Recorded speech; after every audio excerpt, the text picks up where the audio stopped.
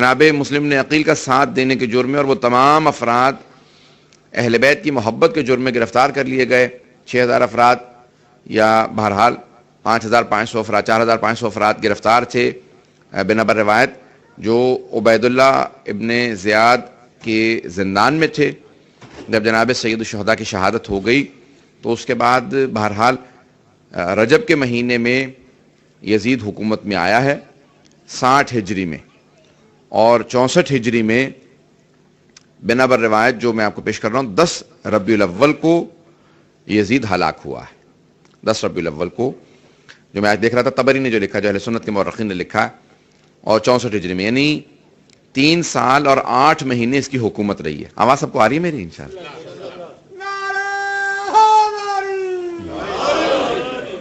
تو عزیزان گرامی 3 سال 8 مہینے یزید کی حکومت رہی ہے، اور 64 ہجری کے اندر، ایکو کو بند کر دیجیے گا، ایکو بالکل بھی استعمال میں مجھے اس سے اذیت ہوتی ہے. تو عزیزان گرامی 3 سال 8 مہینے حکومت رہی ہے، اور ان 3 سالوں کے اندر کہتے ہیں کہ 3 سال میں اس نے 3 ایسے گناہان کبیرہ، ویسے تو اس کی پوری زندگی گناہان کبیرہ سے بھری ہوئی ہے، لیکن 3 ایسے گناہ کیے ہیں کہ جس کی جہنم کے لیے کافی تھے، جس کے بعد پھر توبہ کے دروازے بند ہو جاتے ہیں. بعض ایسے گناہ ہیں جس کے بعد پھر توبہ قبول نہیں ہوتی ہے، تفصیل میں نہیں جاؤں گا اب. تو پہلے 61 ہجری کے اندر واقع کربلا اس کے ہاتھوں ہوا، 62 ہجری کے اندر واقع ہرہ، اور 63 ہجری کے اندر جو خانہ کعبہ پہ حملہ کیا، منجنیق سے باقاعدہ خانہ کعبہ کے غلاف تک کو آگ لگا دی گئی اس کے یزید کے ہاتھوں. اب 64 ہجری کے اندر جب اطباء کو بلایا گیا، طبیبوں کو بلایا گیا، جو اس زمانے کے ڈاکٹرز ان کو بلایا گیا، کہا یزید کو سکون نہیں ملتا ہے، کہا کہ اس کو ایک ایسا مرض لاحق ہو گیا ہے کہ اس کا کوئی علاج نہیں ہے، اور اس کا مرض معلوم ہی نہیں ہے کہ اس کو مرض ہے کیا، اس کی بیماری ہے کیا. عزیزان گرامی وہ سب سے بڑی جو اس کی بیماری تھی کہ اس نے سید الشہداء کے قتل میں حصہ لیا تھا، بس وہی اس کا حکم صادر کر دینا اسے بیمار کر دینے کے لیے کافی تھا، کہ ذہنی مریض بھی تھا، روحانی مریض بھی تھا، جسمانی مریض بھی تھا. اب اس کی رواں جو ہے بالکل اس کی جو نفسیاتی کیفیت تھی، تو اس کو اطباء نے، اس زمانے کے طبیبوں نے کہا کہ تم شکار پہ جایا کرو، سیر و تفریح میں زیادہ سے زیادہ وقت گزارو، اس سے تمہیں سکون ملے گا. تو اب 64 ہجری کے اندر یہی ربیع الاول کا مہینہ تھا، اس نے باقاعدہ 10,000 کا لشکر بنایا کہ میرے ساتھ شکار کھیلنے چلو. اور ایک مرتبہ 64 ہجری میں جب یہ یزید ملعون گیا شکار کے لیے، تو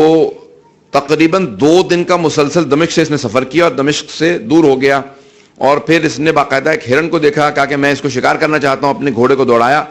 سب کے سب لوگ فوجی ساتھ آنا چاہتے تھے، اس نے کہا سب رک جاؤ، میں صرف اکیلا اس ہرنی کے پیچھے جاؤں گا، اور تیزی سے ایک وادی میں، یہاں تک کہ ایک بہت ہی بھیانک قسم کی وادی میں داخل ہو گیا. یہ روایات میں مختلف دیکھ کے آئے ہوں آج. تو ایک مرتبہ جب وارد ہوا تو اس نے دیکھا کہ قریب تھا کہ ہرنی کو یہ شکار کر لیتا، اچانک دیکھا کہ ہرنی اس کی آنکھوں سے اوجھل ہو گئی، اور یہ چاروں طرف سے دیکھنے لگا کہ بے انتہا خوف و ہراس کے اندر مبتلا ہوا. اور اس وقت سوچ رہا تھا کہ کیا ہوگا، یہ کیا کیفیت ہے، بے انتہا اس کو پیاس محسوس ہوئی. اچانک دیکھا کہ ایک سامنے سے آدمی آ رہا جس کے ہاتھ کے اندر ایک مشکیزہ جس میں پانی ہے، کہا کہ مجھے تھوڑا سا پانی پلا دے. تو اس نے فوراً آواز دی، کہا کہ دیکھ تو نے حسین ابن علی کو پیاسا شہید کیا تھا، اب تو ہم سے پانی کی توقع رکھتا ہے. کہا پھر تم کیا کرو گے؟ کہ اچانک ایک مرتبہ ایک عقاب نے اس پہ حملہ کیا، ایک پرندے نے، یا عقاب مانند ایک پرندہ تھا، اور اس نے باقاعدہ یزید کو پورا نگل لیا. اس کا گھوڑا اس خوف سے بھاگا تو اس کے اوپر ران، ایک ٹانگ جو ہے وہ ٹوٹ کے رہ گئی، اور باقاعدہ اس کے گھوڑے کے دوڑنے کی وجہ سے، اور باقی یزید کو اس پرندے نے نگل لیا. معصوم سے پوچھا کہ یہ سب لوگوں نے جو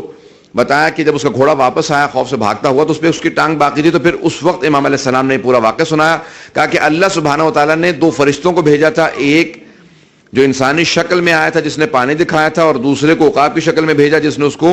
باقاعدہ کھا لیا، اور قیامت تک کے لیے مسلسل اس کو چیرتا رہے گا، کھاتا رہے گا، پھر اگل دے گا، پھر دوبارہ کھائے گا. کہا قیامت تک کے لیے یہ یزید کا عذاب ہے، اس کے بعد اس سے زیادہ عذاب ہے. عزیزان گرامی